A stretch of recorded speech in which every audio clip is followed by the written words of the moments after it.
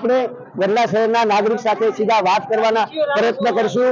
અહીંયા એક નાગરિક છે, એમની સાથે સીધા વાત કરશું। શું નામ આપનું? વિપુલ કણોટના ગઢડા શહેરનો નાગરિક। વિપુલભાઈ, અહીંયા ગઢડા શહેરમાં જગન્નાથ પ્રભુ ભગવાનની રથયાત્રા હાલ નીકળી રહી છે, શું કહેશો? આજે ગઢડા શહેરની અંદર ભગવાન જગન્નાથજીની 32મી રથયાત્રા, 3 ભગવાન જગન્નાથજીના રથ અને એની સાથે સાથે 60 થી વધુ પ્રમાણમાં શણગારેલા ટ્રેક્ટરો, વાહનો વગેરે મળી અને 100 મણ જેટલો મગ કઠોળનો પ્રસાદ અહીંયા વિતરણ કરવામાં આવ્યો છે। અને સમગ્ર ગઢડા શહેરની પણ તાલુકાની જનતા ને ભક્તો એમ કહી શકાય કે ભગવાનના દર્શન કરવા માટે 3 કલાકથી વધુના સમયથી અહીંયા ભક્તો લાઈનમાં ઊભા છે અને ભક્તો ભગવાનની આતુરતાથી રાહ જોઈ રહ્યા છે।